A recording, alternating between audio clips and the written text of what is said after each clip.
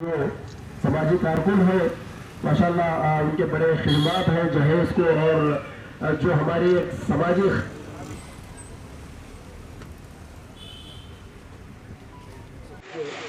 भारतीय के नाम से आप जो राष्ट्रीय समिति कायम कर रहे हैं, तो आपका तेलंगाना से क्या ताल्लुक? आज हमें गौर करने की जरूरत। क्या की हैसियत क्या है?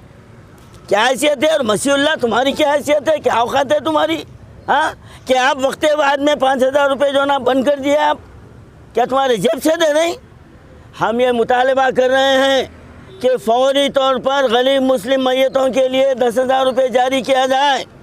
और हमारा ये एहतजाज, ये तो पहली कड़ी है, पहला कदम है ये। अब हम इलेक्शन तक हम खामोश बैठने वाले नहीं हैं, और ये सिर्फ शहर में चलने वाला नहीं है, ये हम पूरे तेलंगाना में ये तहरीक चलाएंगे। हम ये केसीआर साहब, हम आपका पीछा छोड़ने वाले नहीं हैं, क्योंकि 8 साल 9 साल आपको बहुत वक्त दे दिए। अब हम आपको वक्त देंगे नहीं।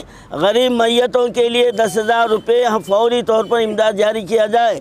और अहम हमारा मुतालबा है कि आज जो वक्फ इमलाक जो अराजी पड़े हुए हैं, एक तो हुकूमत कब्जा करी, दूसरे लैंड गिराबर कब्जा कर रहे हैं।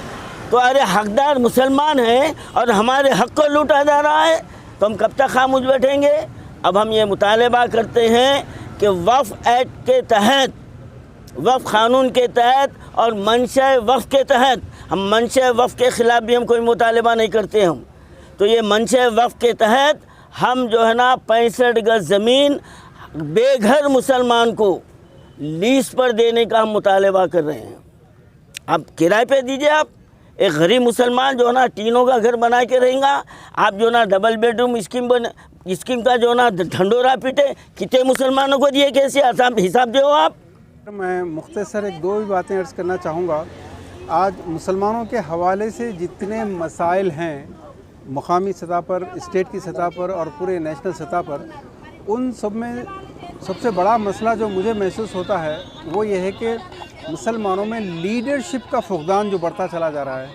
इस लीडरशिप की वजह से, क्योंकि जो भी अगर यूनिटी पैदा करने की कोशिश कर रहे हैं, कोई ऐसे मसाइल जो चुपते हुए मसाइल हैं उस पर काम करने की कोशिश कर रहे हैं, तो उस पर फौरी NIA, कभी पुलिस, कभी ED के ये जो रेड करा के खौफ फैलाया जा रहा है।